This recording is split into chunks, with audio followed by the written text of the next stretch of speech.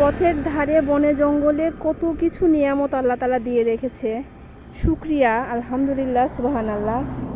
তো এই যে এইটা এত এত উপকারী একটা গাছ, এর আগেও আমি একবার ভিডিওতে দিয়েছিলাম, ভীষণ উপকারী। তো এতদিন শুধু ফুলই দেখেছি, এটা একটা পার্পল কালার হয় আর একটা হয় সাদা।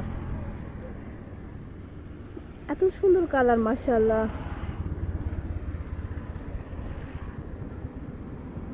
তো সাদাটা যেটা, সেটাও দেখতে সুন্দর লাগে।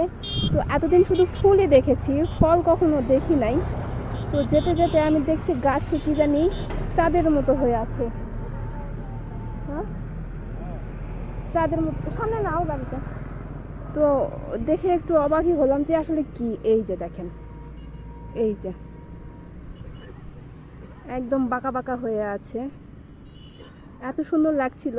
তবে এগুলো কিন্তু কাঁচা, যেগুলো পেকে গেছে সেগুলোর মধ্যে একদম এই যে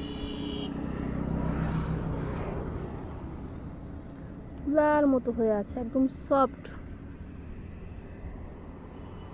একদম পশমের মতো উড়ে চলে যাচ্ছে। এই যে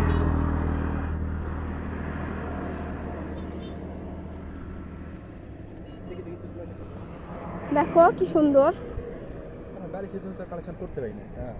তাই না? এখন এর ভালো কি না দেখতে তো হবে, তাই না? অবশ্যই অনেক সুন্দর না? কি দেখতেছ এরকম করে? যাবে যাই ও, দেওয়া যাবে? মনে হয় না। তো অনেক সুন্দর, অনেক সুন্দর। হয়তো বা এই যে এখান থেকে যেগুলো বীজ আছে সেগুলো পরে পরে আরো গাছ হয়। দেখতে অসাধারণ লাগছিল। দেখ কাঁচাগুলো কি একটা জিনিস, ওই যে ট্রেন যাচ্ছে। অসাধারণ দৃশ্য, মাশাআল্লাহ, সুবহানাল্লাহ। শান্তির একটা যানবাহন।